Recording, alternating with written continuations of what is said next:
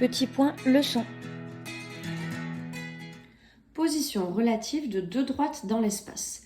Alors, dans l'espace, deux droites peuvent être coplanaires, c'est-à-dire sur un même plan. Si elles sont sur un même plan, deux possibilités, parallèles ou séquentes. Et si elles ne sont pas sur un même plan, on appelle ça des droites non coplanaires. Donc, pour étudier la position relative de deux droites dans l'espace, on va vérifier d'abord est-ce qu'elles sont parallèles. Si elles sont parallèles, on s'arrête là. Si elles ne sont pas parallèles, on va voir est-ce qu'elles sont séquentes. Et si elles sont séquentes, on s'arrête là. Et si on voit qu'elles ne sont pas séquentes, si elles ne sont ni parallèles ni séquentes, on peut en déduire que D1 et D2 sont non coplanaires. Donc pour ça, j'ai fait un petit schéma ici. Pour savoir si deux droites sont parallèles, on a pour chaque droite, on connaît un vecteur directeur. Donc U1, le vecteur directeur de D1. U2, le vecteur directeur de D2. Pour savoir si deux droites sont parallèles, il faut que leur vecteur directeur soit collinéaire. Donc on écrit U1 égale KU2. Et si on trouve le même K dans les trois équations, celle de l'abscisse, celle de l'ordonnée et celle de la cote, alors c'est bien collinéaire. Si on ne trouve pas le même K, on peut en déduire que les droites ne sont pas parallèles. Une fois qu'on sait qu'elles ne sont pas parallèles, on veut savoir si elles sont séquentes.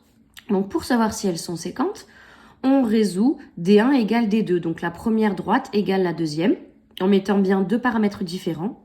En général, on a T quand on a des représentations paramétriques.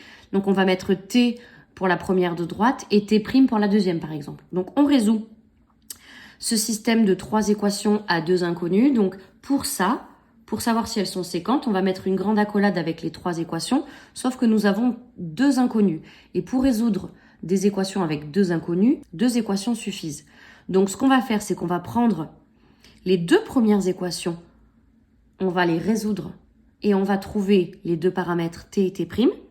Et ensuite, on va vérifier dans la troisième équation qu'en remplaçant notre T et notre T' par ceux qu'on a trouvés, on trouve bien la même chose. Si dans la troisième équation, on trouve la même chose, ça voudra dire que les droites sont séquentes. Et en remplaçant T dans la première droite, T' dans la deuxième, on pourra trouver les coordonnées du point d'intersection. Et si par contre, on ne trouve pas que ça marche dans la dernière ligne, alors on pourra en déduire qu'elles ne sont pas séquentes. Et donc, on pourra dire qu'elles sont non coplanaires. Donc, on va voir tout ça à travers un exemple. Soit trois droites D1, D2, D3 de l'espace. Donc, on nous donne les représentations paramétriques de ces trois droites. D1 est donné ici, D2 ici, D3 ici. Et on nous pose deux questions. Étudier la position relative de D1 et D2. Étudier la position relative de D1 et D3. Donc, on va commencer par D1 et D2. Donc, on va regarder ces deux-là. Et on va faire ce schéma-là. Premièrement, est-ce qu'elles sont parallèles? Pour savoir si ces deux sont parallèles, on a dit qu'on prenait un vecteur directeur de la première, un vecteur directeur de la deuxième et on vérifie si c'est collinéaire. Alors, un vecteur directeur de la première droite, on peut prendre par exemple les nombres qui sont collés à T, collés au paramètre. Donc U1, donc ce qui est collé à T ici, c'est 3 en abscisse. Ce qui est collé ici à T, c'est moins 1 puisque moins T, c'est pareil que moins 1T. Et ce qui est collé ici à T, c'est 2. Donc, on a un vecteur directeur de D1 qui a pour coordonnées 3, moins 1, 2. On fait pareil pour U2. On peut prendre comme vecteur directeur moins 6, 2, moins 4. Donc, on a nos deux vecteurs directeurs. Et donc, on veut savoir s'ils sont collinéaires, ces deux-là. Donc, on écrit U1 égale KU2, ce qui nous donne trois équations. Donc, si U1 égale KU2, ça veut dire que 3 égale K fois moins 6. Celui-là égale K fois celui-là. Ensuite, on fait pareil pour les ordonnées, donc moins 1 égale K fois 2. Et enfin, pour la cote, 2 égale K fois moins 4. Ce qui nous donne K égale moins 1,5 pour la première ligne, K égale moins 1,5 pour la deuxième ligne, K égale moins 1,5 sur la troisième ligne. On a trouvé le même K dans les trois lignes, donc on peut écrire que U1 égale moins 1,5 de U2. Et donc, comme U1 et U2 sont collinéaires, les droites D1 et D2 sont parallèles. On n'a pas besoin de vérifier séquentes non coplanaires, on sait qu'elles sont parallèles. Ensuite, on pourrait vérifier si elles sont confondues et pour cela, il faudrait prendre un point de la droite D1 et vérifier s'il appartenait aussi à la droite D2. S'il appartient à la droite D2, ça veut dire que les deux droites sont confondues. Si le point qu'on a choisi au départ qui appartient à D1 n'appartient pas à la droite D2, on dirait qu'elles sont strictement parallèles. Donc là, on a fini la première question. On sait que D1 et D2 sont parallèles. Maintenant, il faut étudier la position relative de D1 et de D3. Donc pour ça, on commence comme on a expliqué dans le schéma, pour savoir est-ce qu'elles sont parallèles, ces deux droites. Donc pour ça, on a déjà trouvé un vecteur directeur de D1 dans la question précédente. Donc on va prendre un vecteur directeur de D3. Donc on va prendre moins 3, 2, moins 2. Donc une fois qu'on a nos deux vecteurs directeurs, on écrit que l'un égale k fois l'autre, ce qui nous donne 3 égale k fois moins 3. Et donc on peut en déduire ici que k égale à moins 1. On fait la deuxième ligne, moins 1 égale k fois 2. Et donc, on peut en déduire que k égale moins 1 demi. Et comme on voit que ce n'est pas le même cas, on n'est pas obligé de faire la dernière ligne. Ça ne sert à rien. On n'a pas trouvé le même cas déjà dans les deux premières lignes. Donc, les vecteurs ne sont pas collinéaires.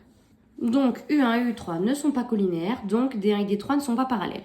Donc, on a essayé ce morceau. C'était pas parallèle. Donc, maintenant, on va voir s'ils sont séquents. Deuxième étape, est-ce que D1 et D3 sont séquents?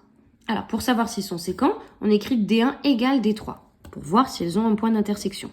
Et donc, pour écrire D1 égale à D3, on prend la représentation paramétrique de la droite D1, la représentation paramétrique de la droite D3, et on écrit que cette représentation paramétrique égale à celle-là. Et donc, on va avoir 1 plus 3t égale ce qui a marqué là, 2 moins t égale ce qui a marqué là, 4 plus 2t égale ce qui a marqué là. Et il faut faire très attention quand on écrit ça, il ne faut pas garder le même t. Si on prend t dans la droite D1, on va prendre t' dans la droite D3 parce que ce n'est pas le même paramètre. Donc ça nous donne 1 plus 3t égale, première ligne, 1 plus 3t égale, moins 2, moins 3t'. Je mets t'.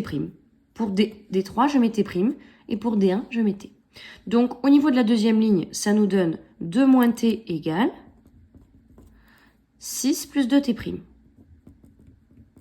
Et enfin, au niveau de la dernière ligne, 4 plus 2t égale 2 moins 2t'. Et ça me donne une résolution d'équation avec 3 équations et 2 inconnues. Donc comme je l'ai expliqué précédemment, pour résoudre ce système, je vais regarder uniquement les deux premières équations. J'aurai 2 équations à 2 inconnues et je vais trouver t et t'.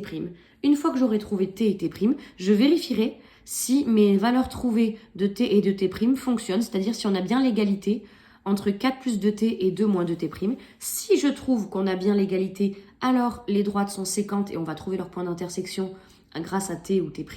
Et si je ne trouve pas que ça marche dans la dernière ligne, je pourrais dire que les droites ne sont pas séquentes et on pourra en conclure qu'elles seront non coplanaires.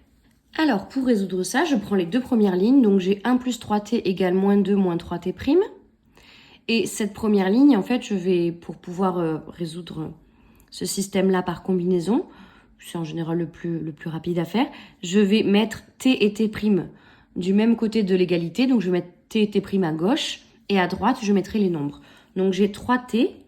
Ensuite, moins 3t', si je le fais passer de l'autre côté, ça nous donne plus 3t' égale. Et là, j'ai moins 2. Et si je fais passer le plus 1 de l'autre côté, ça me fait moins 1. Moins 2, moins 1, moins 3. Donc, j'ai juste réorganisé en mettant t et t' à gauche. Et enfin, pour la deuxième ligne, c'est pareil. J'ai déjà moins t. Et le 2 plus 2t', si je le fais passer entre guillemets de l'autre côté, ça fait moins 2t' égale. Et là, j'ai 6. Et mon 2, je fais passer de l'autre côté, ça fait 6 moins 2, 4. Et je vais résoudre ce système par combinaison. Donc, si vous avez du mal à résoudre un système de 2 équations à 2 inconnues, vous pouvez regarder la vidéo sur résoudre un système de 2 équations à 2 inconnues par combinaison. Ici, on veut les mêmes t, donc on multiplie la deuxième ligne par 3. Donc, si je multiplie toute cette ligne par 3, j'obtiens moins 3t moins 6t' égale 12. Et enfin, entre les deux lignes, je vais faire une addition, puisque 3t plus moins 3t, ça va s'annuler et je vais pouvoir trouver t'. Donc, en faisant 1 plus 2, j'annule les t. Il nous reste 3t' moins 6t' égale moins 3 plus 12, 9. Et donc, on trouve t' égale moins 3. Je reprends ce système ici. Et là, je vois que j'ai 3t' et 6t'. Donc, je vais multiplier cette fois-ci toute la première ligne par 2 pour avoir le même t'. Donc, en multipliant toutes celles-là par 2, j'obtiens 6t plus 6t' égale moins 6. Celle-là, je ne touche pas. Et encore une fois ici, vu que j'ai 6t' moins 6t', je vais juste ajouter ces deux lignes pour pouvoir annuler les t'. Et en résolvant cette équation, j'obtiens t égale 2. Donc, pour ce système-là, j'ai résolu juste en utilisant les deux premières équations. J'ai trouvé t égale 2, t' égale 3. Vérification. Est-ce que dans la troisième ligne, ça marche? Donc, 4 plus 2t ce serait 4 plus 2 fois 2, puisque notre t, c'est 2. Donc, j'ai 8. Ici, j'ai 8 à gauche, et je vérifie dans la deuxième. 2 moins 2t', ça me ferait 2 moins 2 fois moins 3. Ça me ferait 2 plus 6, et on obtient bien 8. Donc, dans la troisième, la vérification marche. Donc, comme ça marche dans la troisième ligne, on peut en déduire que les deux droites sont séquentes. Si là, la vérification n'avait pas marché, on aurait pu en déduire que les droites étaient non coplanaires. Pour trouver le point d'intersection maintenant, c'est facile. On prend soit la droite D1 et on remplace tous les t par 2, soit on prend la droite D3 et on remplace tous les t' par moins 3. Peu importe, vous devez trouver la même chose puisque c'est l'intersection de ces deux droites. Donc les deux droites doivent être égales quand t vaut 2 et t' vaut moins 3. Donc vous pouvez aussi d'ailleurs vérifier que ça marche dans les deux pour être sûr de ne pas vous tromper. Là, moi, je vais utiliser D1. Donc j'appelle M le point d'intersection des deux droites. Et donc pour les coordonnées de M, je remplace t par 2. Donc ça me fait 1 plus 3 fois 2. Ça me donne 7 pour l'abscisse. Ensuite, 2 moins 2 pour l'ordonnée, donc ça me donne 0. Et pour la cote, on l'avait déjà calculé précédemment ici. 4 plus 2 fois 2, ça me donne 8. Donc les coordonnées du point M sont 7, 0 et 8. Je répète que si dans la vérification ça n'avait pas marché, ou si on avait trouvé quelque chose d'impossible dans notre résolution de système, c'est-à-dire si on était arrivé à moins 3 égale 2 ou quelque chose comme ça, on aurait pu en déduire que les droites n'étaient pas séquentes, et comme elles n'étaient pas non plus parallèles, on finirait par une phrase de conclusion, D1 et D3 ne sont pas coplanaires. Voilà comment on étudie la position relative de deux droites.